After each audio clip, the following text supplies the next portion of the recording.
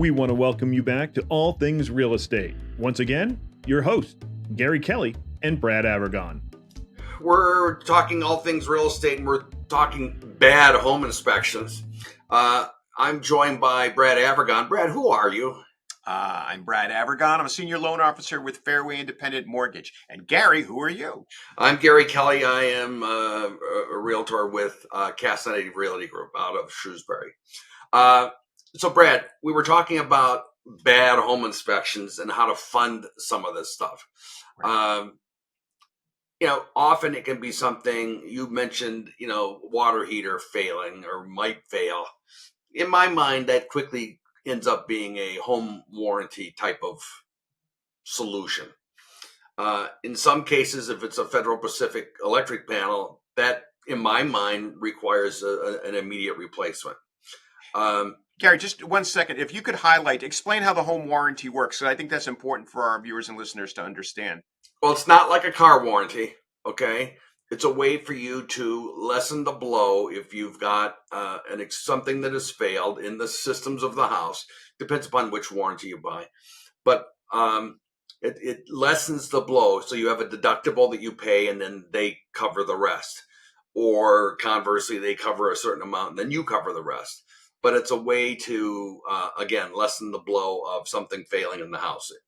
Right. So basically, it's an insurance policy that you get when you purchase the home before the item has failed. Okay. When you purchase the home, you get this insurance policy. And just like an auto insurance policy or whatever, it has a deductible and then they might cover the rest on. Sometimes it's just major appliances and different things like that. Right. And Gary, the thing I have to point out is that it's not like an extended warranty on a car where it's really, in my words, kind of bumper to bumper. They are limited on what they cover and how long they'll cover it and what they'll cover it for. Right. And roughly, what do they cost if you want to get it? Because typically, if you're worried about something that's going to fail in that first year, what is it? I'm going to do the same thing that the home inspector does and say I'm not allowed to give that. But you can figure, $600, $700. They used to be cheaper, but the price has been creeping up. But it's 5 to 8, something like that. But it's a good way to mitigate risk. If you're buying an older home and you're a little worried about that, but maybe you don't have the funds right off the bat to do that, you don't want to change your financing, this is a good way to try to help mitigate it. But understand there could be a deductible on it. But go ahead, Gary. You were talking about other ways of improving it. If it's a minor thing, suck it up. If it's major thing, let's talk about if it's life safety, structural, mechanical. But then there are things that, you just need to plan for. And one of the things might be, how do you fund that? Well, there's a couple of different ways to do that. So, the first thing I mentioned the first half of the show was, if you know that you want to do some improvements to the property, whether they be cosmetic or they be structural, functional, maybe it's floor, whatever, it doesn't matter. Water heater, it can be anything. You can play with the down payment a little bit so that the advantage to that is maybe you're reducing your down payment, but you are giving yourself some money to be able to pay cash for these things rather than finance them on a credit card at maybe 30%. You're locking them in a mortgage at maybe 6 or 7%. So that's one thought. But there's also, if you're putting a strong down payment down and you know that you've got good cash flow and different things, you can secure an equity line afterwards. And to help do some of these improvements. But the most common situation I see probably is somebody that's looking to buy a house and it actually needs work. It's very, you can see it up front. There's a number of different programs. The Federal Housing Administration, FHA, has a program where you can build in the cost of improvements to the property as part of the purchase process. So you're going to buy the property. So you're getting like an FHA 203k loan? Exactly, an FHA 203k loan. So there's a way to do that. You do have to line up licensed contractors and get estimates from them. That's part of the mortgage process. So it's not like something you can do after the fact, do the improvements after the fact, but you need to get your estimates up front. And we have to kind of look at those and make sure that they're going to be in line. You can do some of the work if you're a licensed contractor yourself, but you do have to kind of have everything kind of sketched out in detail. We look at that, but it is a great way to go What for you property. know? How much can you typically loan someone on one of those? So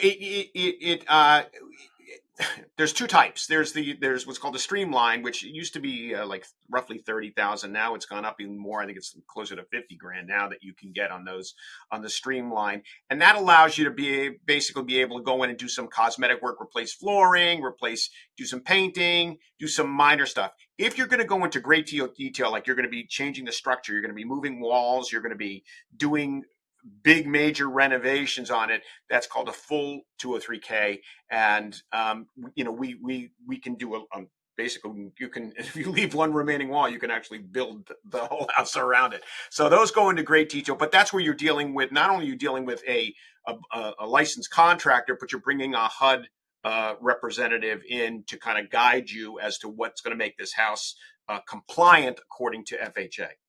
So that doesn't, that sounds like, yeah, we can do that. That's a slam dunk. To me, it sounds like it's a lot of work, a lot of overhead, and it's going to take a lot of time.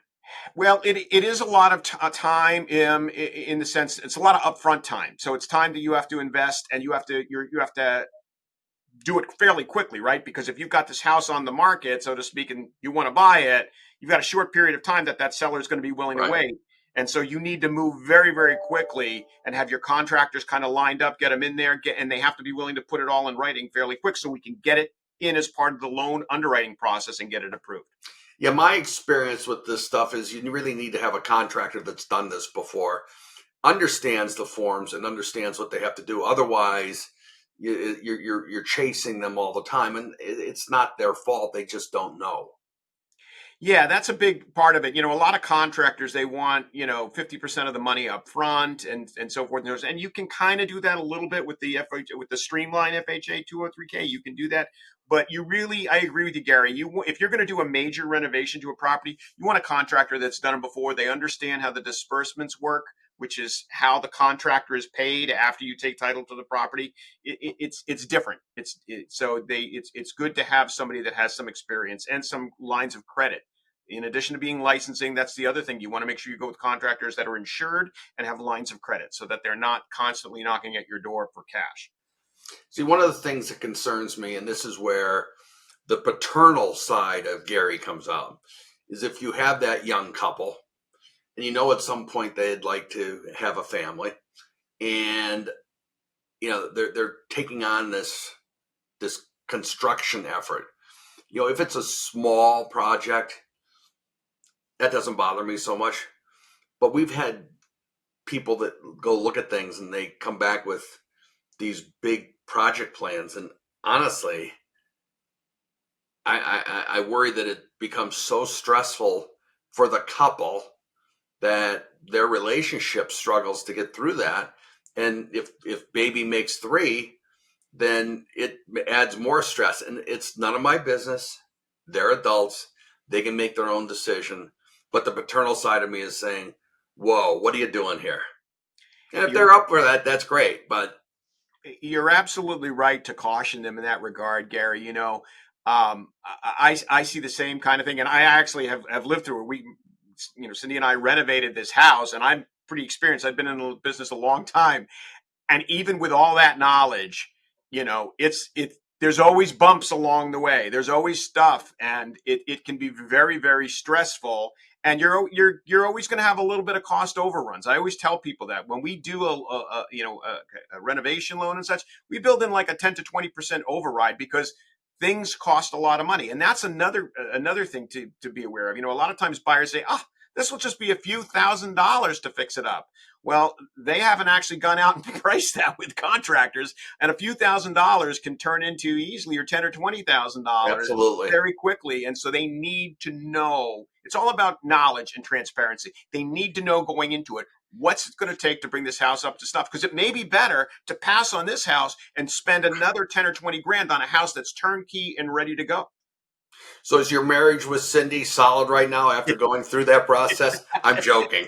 Don't answer that. It's very solid. It's very solid. We're good that way. Well, no, but one of the things that I get to peek at is we are Facebook friends, and I'm familiar with some of the properties your kids have bought, and you see some of the projects they're signing up for, and it's like, really? And it's like, Brad, do you see what they're doing? And as a parent, you can only go so far.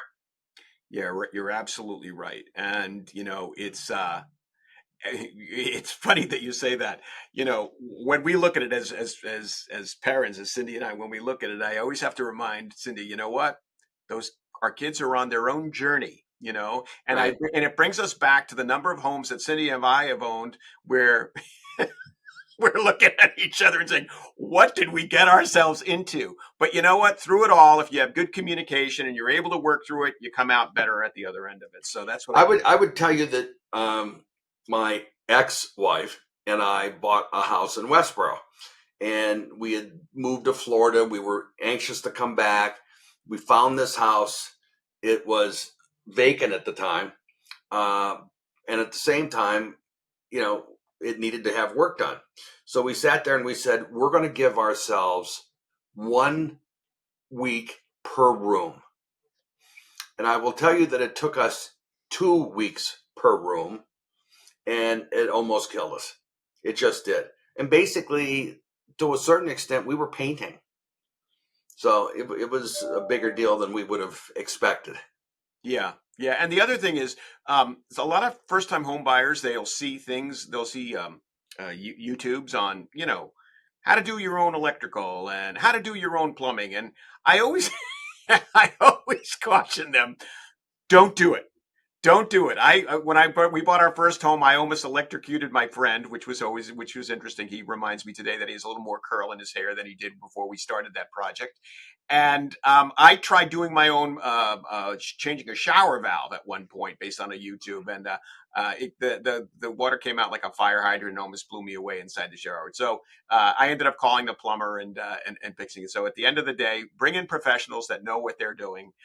My experience is if you have professionals, projects tend to go faster and with higher quality and cost you less in the end. Right.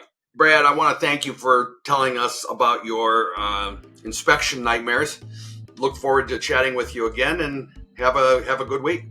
You too, Gary. Be well. Bye now. Thank you for watching All Things Real Estate. If you do have any questions, feel free to reach out to Brad or Gary.